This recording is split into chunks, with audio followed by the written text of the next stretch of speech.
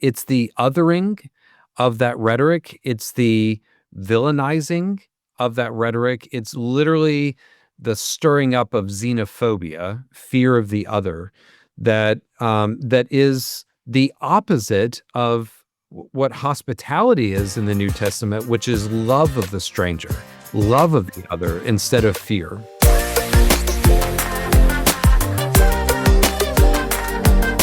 Hello and welcome to the Gift of Need podcast. I'm Jude Trang. I'm an author and a podcaster and an observer of human need in society.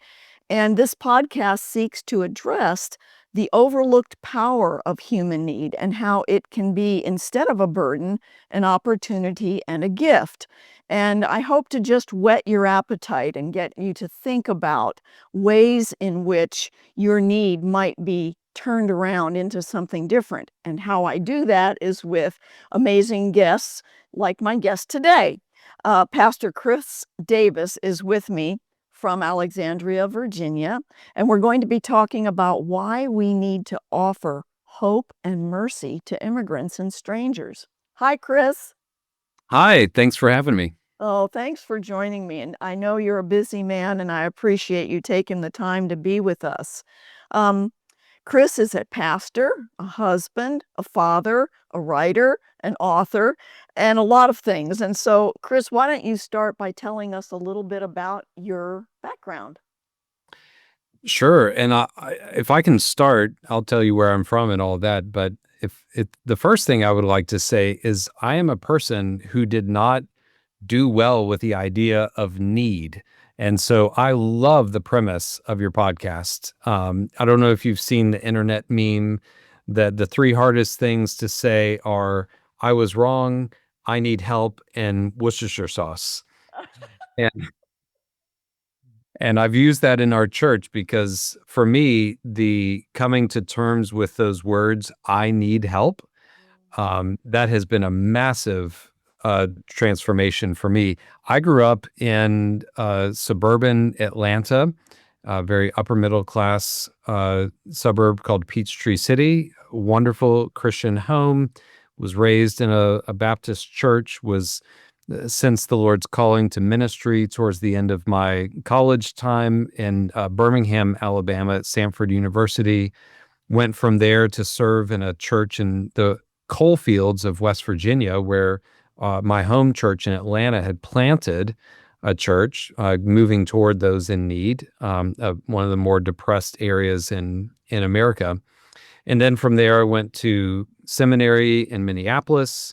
My first pastorate was in Phoenix, Arizona, and now I'm in the shadow of the nation's capital in Alexandria. And we hope that we're done moving, because I've been all over this country and experienced a lot of things. But we love where we are in Alexandria, but we love everything we've learned from the places and the people we've been with. Well, and you know, that topic of need is something I started making notes about around 2010 because I saw this in people in general, and surprisingly, what was disconcerting to me was that I saw it in Christians. And I saw that in general, Christians became Christians because they recognized their need for a savior. That was logical. But then it's almost like it stopped there. And that's what got me, was like, wait a second, you're right. It is hard for us. And of course, why? Because we are humans and we have pride. So that's the book. Today, though, we're going to be discussing how mercy and hope work together, especially for peoples from other countries who have just recently migrated to America. And, you know, I think of America as a country of immigrants. You know, before the Europeans got here, there were only indigenous Americans. And so none of us can trace our lineage, most of us, to those people who lived here. So we're all immigrants in our heritage. And our welcome of immigrants has been a banner for hope from people all around the world. My grandparents, my husband's grandparents. So Chris, you have lived experience with refugees and immigrants that has not only shaped your ministry, but your beliefs, theology, and personal life. So, will you tell us about your time of living in the inner city in Minneapolis when you were in seminary? Yes, we lived a little bit on the outskirts of the town, and then when my wife and I married, we moved into the inner city, just less than a mile from, maybe right at a mile from the church, Bethlehem Baptist, where I was studying. And our neighborhood, um, our next door neighbors were Mexican. Our across the street was a public housing area that was almost entirely Somali. It was 8 floors of public housing with almost all Somalians. Next door to us was a Palestinian family, and behind us was a Native American family, I think Ojibwe. Wow. And so we were the only white people on the block, and it was a real immersion in, I think at that time, the Phillips neighborhood was the most diverse neighborhood in America, with the most languages spoken. I don't know if it still is, but immensely, um, diverse because of the open-heartedness of those Scandinavian and German Lutherans who came to Minnesota all those, years ago, and very, very open to immigrants coming, maybe because of their own immigrant stories. But I talk about this in an article you've mentioned that, about halfway through my seminary time, as I was looking for ministry opportunities, I the Lord was really working on my heart with, I had worked among the poor in Southern West Virginia, and then I went to seminary. I was just going along my merry way, reading, books that had words I was having to learn and all these things. And then the Lord was just pulling me back into that work, to move toward the poor instead of just to stay comfortable in my kind of bubble of, with my friends. And an opportunity providentially opened up to work at, a ministry called Community Emergency Service, and they opened up an internship, and then I started working there. And one of the communities they work with Native Americans who are right there in the community, who of course were there first before any Scandinavians were up in Minnesota. But they also worked with, what was called the Benadiri community from Mogadishu. It's the merchant community from Mogadishu. They had a good relationship with their kind of tribal leader, and it was mostly women because most of the men had been killed, in the clan, the warlord factionist fighting in Mogadishu. And so we had a relationship with them, and we worked with them, helping them get food, and all their, the needs met. And they weren't the only ones we were meeting, but we had that special relationship with them, along with any of the neighbors in our, boundaries that came for emergency food help. Mhm. You recently wrote, I'm going to read this. I feel profound gratitude for the comfort and predictability in which I was raised and educated. Yet, comfort and predictability can be dangerous. Their gravitational pull tilts us away from those in need, resulting in the angle of disregard as opposed to regard and mercy. Was it easy for you to work with the Somali immigrant community that was so different than your white middle class upbringing? What I'm imagining there were some, it didn't just happen overnight. It didn't, but, there was no difficulty working with the actual people. They were lovely people. I tried to learn a little bit of Somali, and to be able to, and, enough to say hello, how are you doing, what's your name, and that kind of thing, and thank you and goodbye in their language. So that was a delight. What was difficult, what was jarring, was growing up in a very, as you read, comfortable, very upper middle class, predictable, comfortable context where we were safe. We probably could have left our front doors unlocked and been fine in the neighborhood I lived in. It was almost entirely white. It was just everybody looked like you. Everybody was upper middle class, and there was no sense of struggle in life. And so at one level, I'm not trying to demean any of this, because it was a lovely, I mean, I was just free to play with my GI Joes and Transformers, and I played soccer and baseball and tennis, and it was just a lovely way to come up.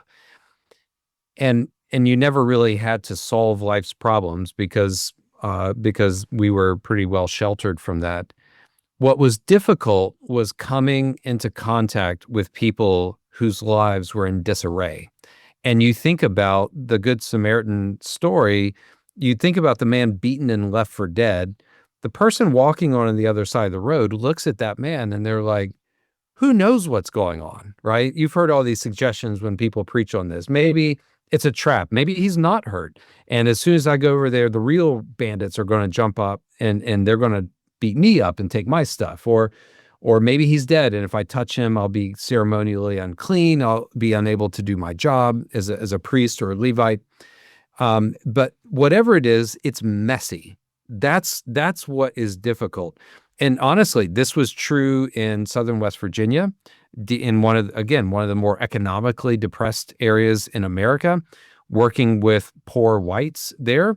It was true in Minneapolis, working with Native Americans, African Americans, and Somalis in the inner city, where there was no simple solution for the complex of challenges they were in the middle of. And coming from a context where it was very sheltered and we were very privileged, to not have an answer like, well, just try harder in school or apply for a better job, which were kind of the simple solutions in my upbringing, to be able to have that dawning experience, like, I can't help, I can't save this person. I don't know even where to start with this person. And so I think that was the real challenge. And we find this in pastoral ministry as well. A lot of the issue is the discomfort inside of me that comes up when I am confronted with this person's need. And that was the challenging thing to deal with. Boy, I hear you, because I have a friend who works in Tucson with people without homes and on the streets. And, she has this incredible gift of mercy and can look past all of that stuff, which is, I think, kind of what you have to do. And for me, my very analytical mind, it overwhelms me, just the thought of it. And then I immediately, like you said, how can I fix this? What can I do? And it's so complex, right? And I think that your article that you wrote about the Good Samaritan, and you said how the church leader and the priest disregarded him and went on by in a hurry. And then here's the Samaritan, a mixed race, half-breed person, had mercy on him and cared for him. And he did what he could. He didn't save the world, but he did what he could for this one man. So how can we relate this to Christians in America at this time in history? Well, I mentioned in the article Jeff Noyad, who is my direct supervisor there at CES, and he's now with a ministry called Jericho Road Ministry, which is right in the crosshairs of very close to where Renee Good was murdered, very close to where George Floyd was murdered. So he's right there in the middle of that. Jeff taught me early on. He said, "Look, we can provide food."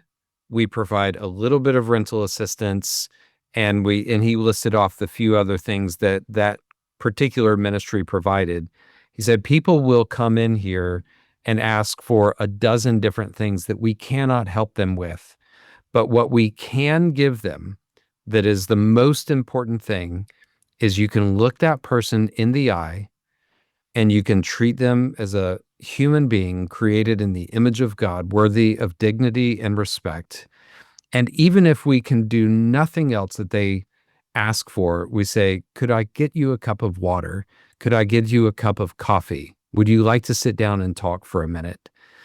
And Jeff just had this, he's still at it. He has this steady, merciful way where this is his happy place. His joy is to engage people in their point of need. And look, Did we get cussed out by people because we didn't give them what they want? Yes. My wife actually worked in this ministry too, and we have stories of people who had a sense of entitlement or meanness, but then a tremendous amount of people, because people are people. It cuts across rich, poor, white, black. It doesn't matter the category. People are people. But what we learned is to see that person as an image bearer and to move toward them with kindness, compassion, and respect and boundaries. I can't do everything for you, but I think what this pushes against, that we've been hearing for a decade now, is I just pulled up um, the now famous quote from President Trump when he was a candidate, um, of that he said the very first time that he came down those stairs and announced his presidency in 2015, when he talked about, he said, when Mexico sends its people, they're not sending their best. They're sending people that have a lot of problems, and they're bringing their problems with them. They're bringing drugs. They're bringing crime. They're rapists. And some, I assume, are good people.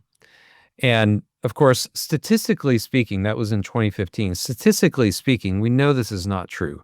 The immigrant communities have much lower crime rates than non-immigrant communities. And this is, the logic makes sense. If you are concerned about getting caught by the police, and when they run your identification card or lack thereof, they find that you're not there legally, you will get deported. And so this is not, I mean, it makes sense that there would be an avoidance of crime in immigrant communities.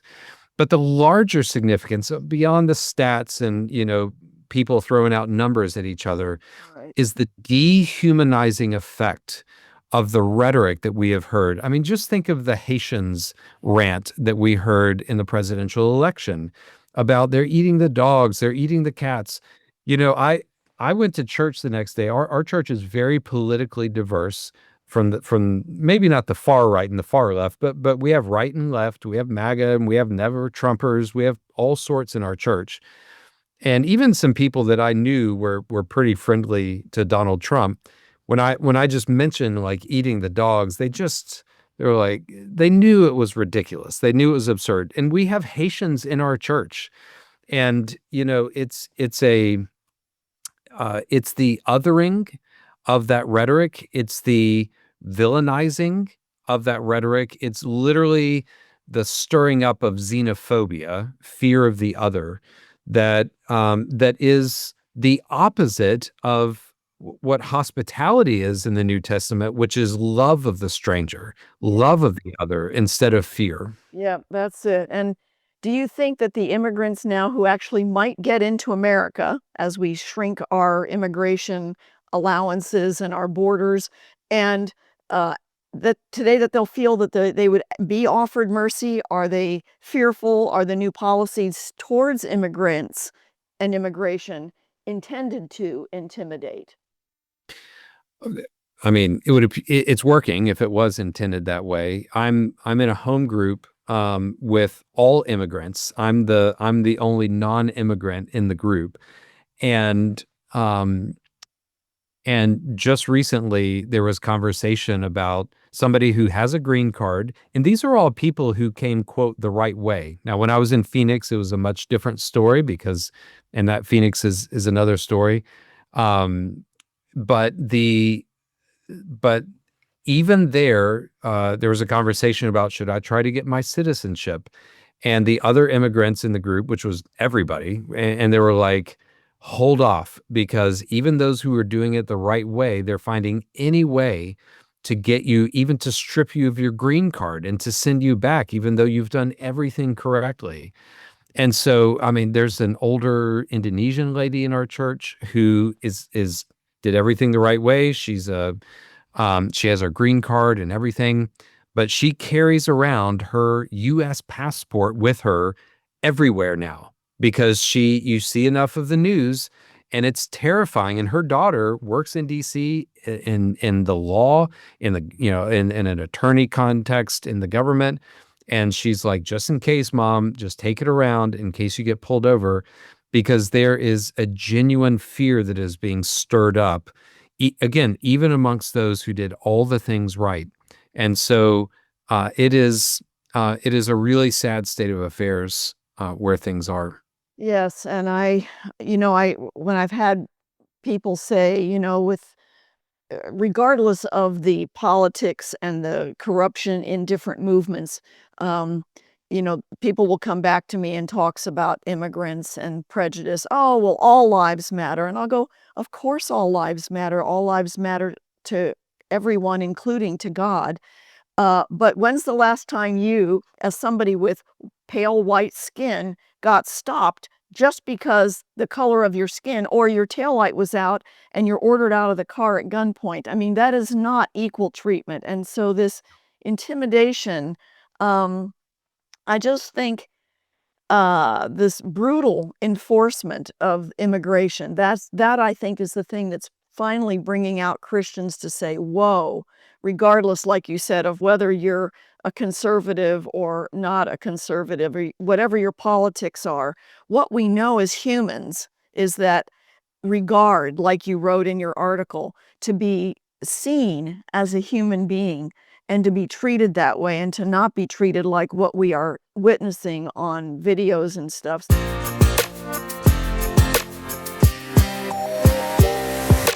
Do you think that the reason America held out hope to the world and has been historically considered a land of opportunity was because of our Judeo-Christian and biblical basis for caring for strangers and aliens? And then interesting to me is how this Christian nationalism and the far extreme evangelicalism has changed and twisted this biblical mandate. How is this? What's happened?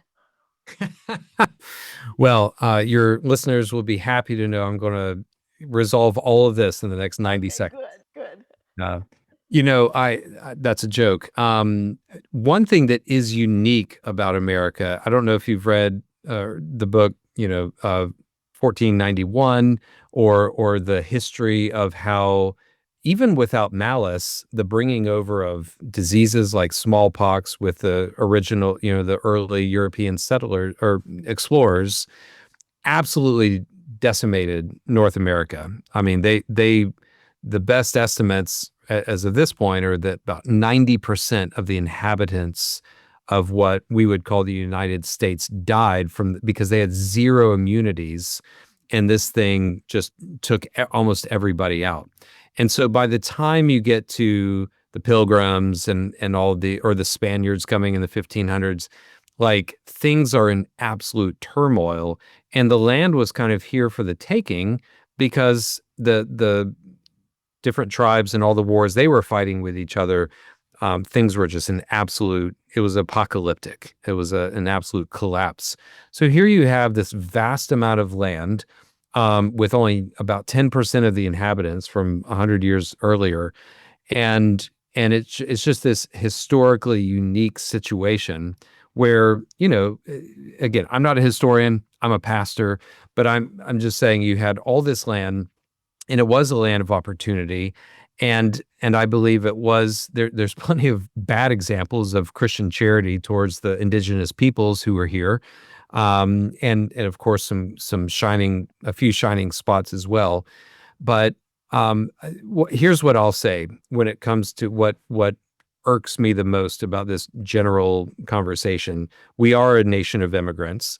We are, unless those who weren't Native Americans are immigrants. Our president is a second generation immigrant. His mother was an immigrant. His grandfather on his dad's side was an immigrant.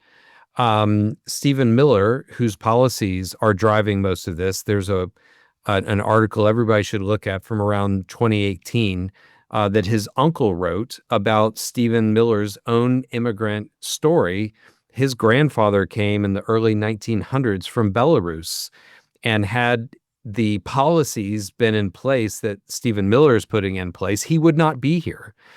And as one, I don't know how this counts, but my ancestors came in the 1600s. Some of them as indentured servants, But I sometimes wonder, like, should some of us who have been around longest, should we get more of a vote? That like it just seems so hypocritical that a second and a fourth generation immigrant are locking down the country to everybody they don't want here, and whereas like my people have been around for hundreds of years longer, and many of us are like, bring them on in. Like, look, we're all immigrants here. Now, look, we have to say this just to make sure it's on the record. The Biden administration really did botch this issue. Like, there are tremendous issues that need cleaning up and need clarifying.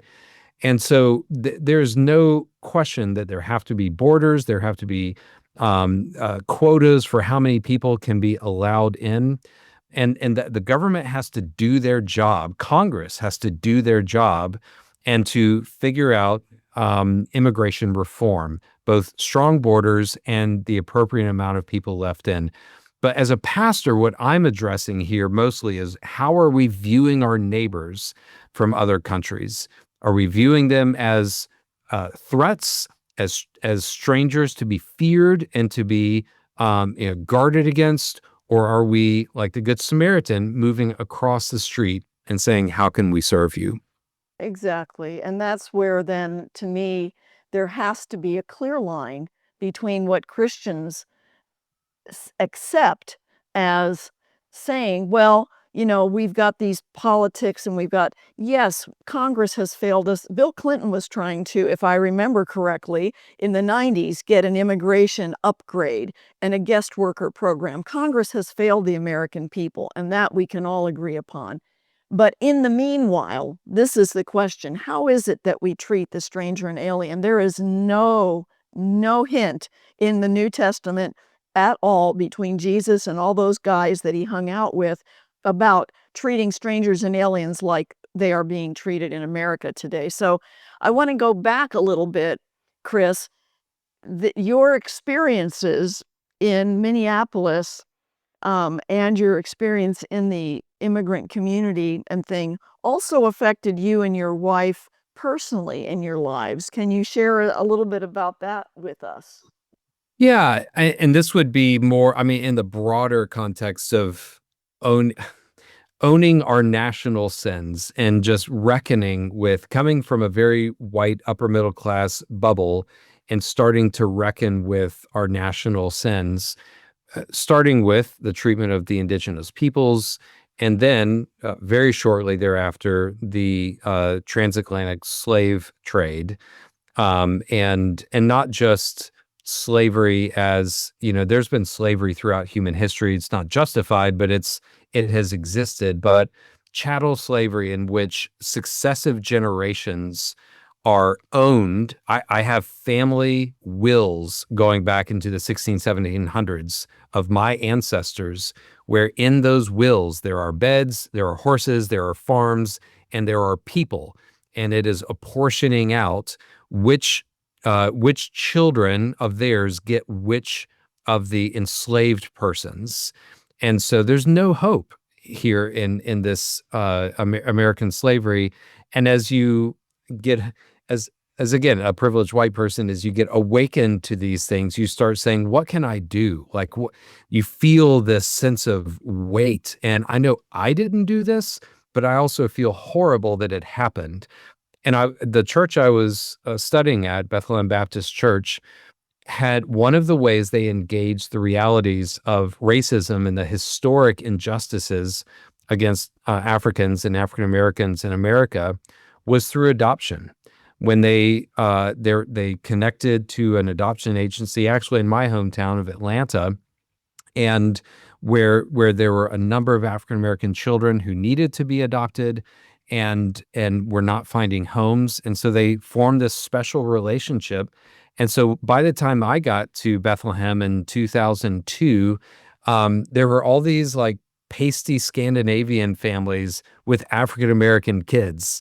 And I was just like, wow, what is this? And I just started learning more and talking to more people, and even hearing African Americans talk about why they think this is in the church, why they thought this was a meaningful way to pursue justice and mercy. And so before we were even married, I talked to my wife about what would you think about transracial adoption, and she said, okay. And so, long story short, that's what led us to it. And when we adopted our children, a black friend of mine said, "Well, brother, now you have skin in the game." And that was kind of a theoretical thing at that point. But then you fast forward to when a George Floyd murder happens, or before we knew about what was going on with Michael Brown, when all we knew was, don't shoot, and then he was shot. More of the story came out later, but you can't watch those dispassionately if you're raising twin boys who are African American, and they're 7 or 8 at the time, but now my boys are about to turn 19, and it's a different story. They're going to be black men who historically in America have been saddled with the label of dangerous and criminal and violent. And so you just absorb the news a lot differently. And we have skin in the game. Yeah, skin, that's such an interesting thing. I find it so interesting that people can think that people are inherently different intelligence-wise and ability-wise because the shade of their skin. Like, and I, of course, love DC Talks, colored people, just Yeah. my shade of melanin is like, No. what the Pardon heck? me, your epidermis is showing. Your epidermis is showing. There's just a great song our kids grew up on. Yeah, it is. I have to say, you know, I, it's frustrating. It is a frustrating thing. So, hope. Let's circle back around to hope. Amen. Hope is a great Hope. thing. Hope is the foundation of the good news that Christians embrace and attempt to share with the world, right? That's what we're holding out. So, what led you to writing a book entitled Bright Hope for Tomorrow about hope and specifically about the Christian teaching that Jesus will have a second coming here on earth? I mean, that's that for my agnostic and atheist friends, that is such a like something from a fantasy book, right? But it's Well, hope. and I'll say one of my closest friends here in DC is Jonathan Rausch, who's a well-known atheist and a brilliant author. And he works at the Brookings Institution and just a wonderful journalist. And I had lunch with him the day my book came out because his encouragement was part of behind me writing. And not about this topic. In fact, when I mentioned this topic, he did that, the spit take on the GIF where they blow the water out of their mouth, because he was like, "You actually believe that?" And I said, "I do." It's I so said, "If far-fetched, I said I believe Jesus, I believe a dead man was raised from the dead." And so, like, him coming back after that is way downstream from the resurrection. But when John said something to the effect of, "I don't believe in the second coming, but I do believe in bright hope for tomorrow." And so we can agree on that much, and that longing for hope that I would say to my atheist and agnostic listeners, we all long for hope, and we want to believe when Martin Luther King Jr. said that the arc of the universe is long and it tends toward justice. We want to believe in that. We also, like as Christians, I think we would say, what evidence do we have in the natural world that that's actually true? What evidence do we have that we aren't just going to end up like the dinosaurs and become extinct, either because we allowed AI into our worlds and Terminator 2 ended up happening, or whatever it may be that we may extinguish ourselves with, atomic bombs. Um, but we genuinely believe it is an intellectually credible thing to assert that Jesus Christ was resurrected from the dead, and that when Jesus appeared, and the most credible way to establish something like that in the time was to say there are eyewitnesses of this, and you can go interview them right now. And that's what Paul wrote in 1 Corinthians 15, that Jesus appeared to more than 500 people at the same time, most of whom are still alive. And so you can go talk to them and they will tell you, "I saw this guy, knew he was crucified. I saw him alive." And Jesus, when he was ascended to his Father, the promise was that you will see him return in the same way that he ascended. And sadly, as most of your listeners will know, the teaching on the end times has been hijacked by crazy people.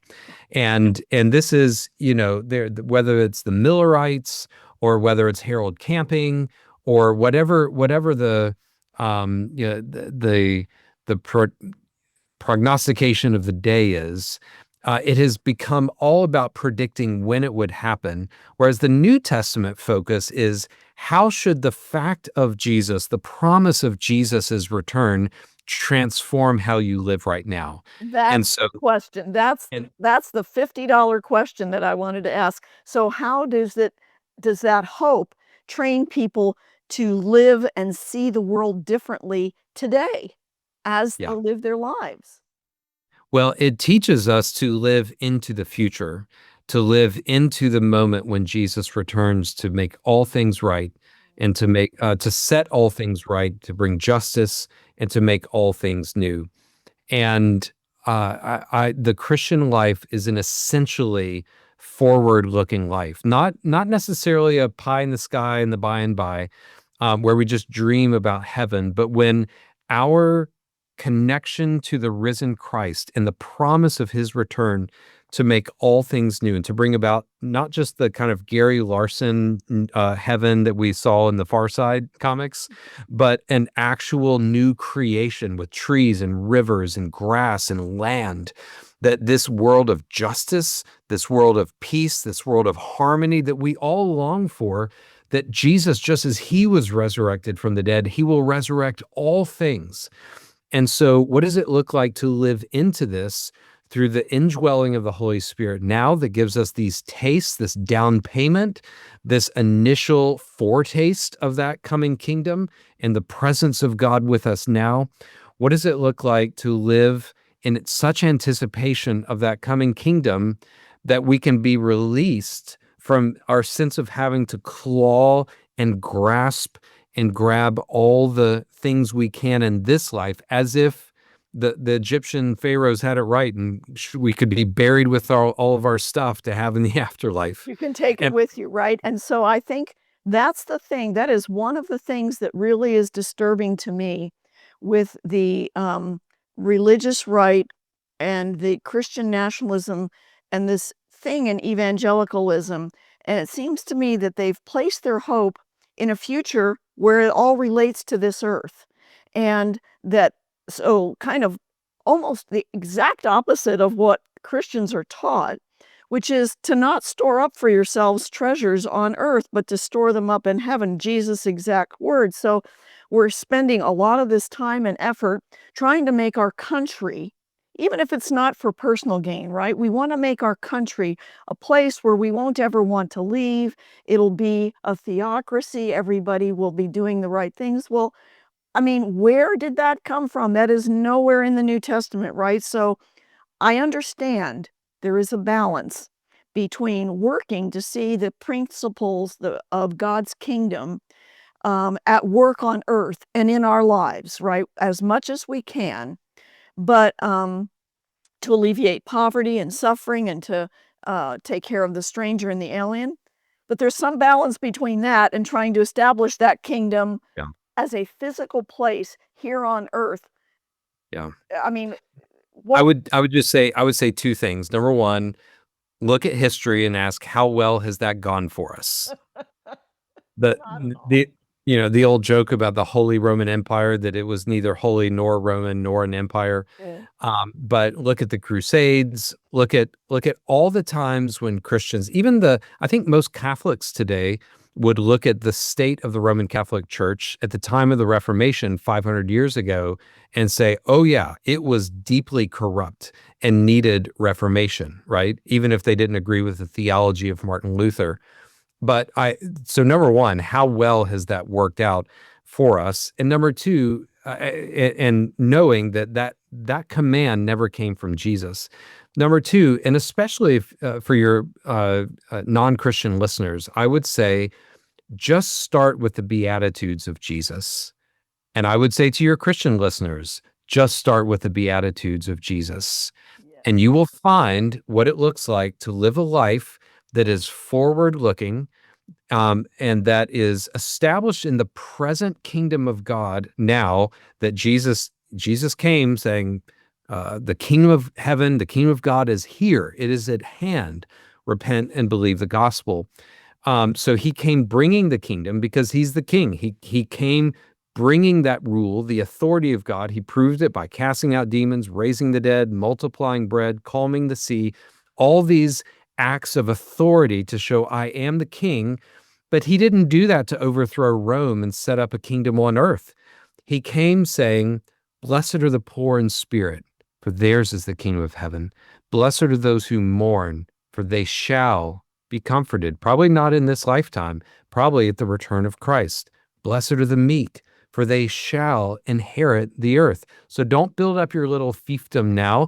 Don't build up all your riches now. It's going to die with you, but you will inherit the earth if you relinquish power now. And so I think the Beatitudes of the life of those who are declare spiritual bankruptcy, who are mournful about the state of the world, who are relinquishing power, who hunger and thirst for justice, who are merciful, peacemakers, who have a pure heart to see God. These are the ones that Jesus pronounces his blessings on. And I think, honestly, right now, as I've been trying to stay sane in the last number of months, I memorized the Beatitudes with my 11-year, he's about to turn, my 10-year-old, who's about to turn 11. And that feels like the greatest resistance right now, because it is a counterculture to choose meekness and mourning and mercy, like the Good Samaritan. I think the Beatitudes, and yet it holds out that hope of satisfaction and comfort and paradise. Yes, and that's your book, Bright Hope for Tomorrow. Let's keep the tomorrow in mind. That's what we're aiming towards. That's how Dietrich Bonhoeffer and the Ten Booms and people throughout the centuries have lived through these tyranny, periods of tyrants and authoritarianism and all these things. So, well, we could go on and on. I mean, we could go on and on. There's so many things to talk about, but it's time to bring our conversation to a close. Thank you, Chris, for your life, your study, you and your wife and your children, and taking the time to be with us today to talk about how the needs we all have for hope and mercy and to be regarded as a human being, as one of God's kids on this earth, every person, can become opportunities and gifts as we let our needs be known and we invite others into our need and let them use their gifts and talents and to help us, which in turn brings fulfillment to us all, which brings us joy. So thank you. It's a pleasure to be with you, and thank you for the good work you're doing in calling people to connect with their need. Thank you. All right, folks, you can check out Chris's work by going to his Rod and Staff newsletter at the Reverend Chris Davis.substack.com. The link will be in the show notes. Also, remember his book, Bright Hope for Tomorrow. You can get it wherever you can buy a book. The great music you're hearing was written and performed by Gabe Kubanda at Kubanda Music. He's on any streaming service. You can get his latest song. The engineer is Ray Ingenieri of 3rd Street Productions in Tucson, Arizona. Please consider following and rating this podcast and subscribing to my free Substack newsletter, where I have relevant articles, and leave a comment or review. I'd love to hear from you. Bye.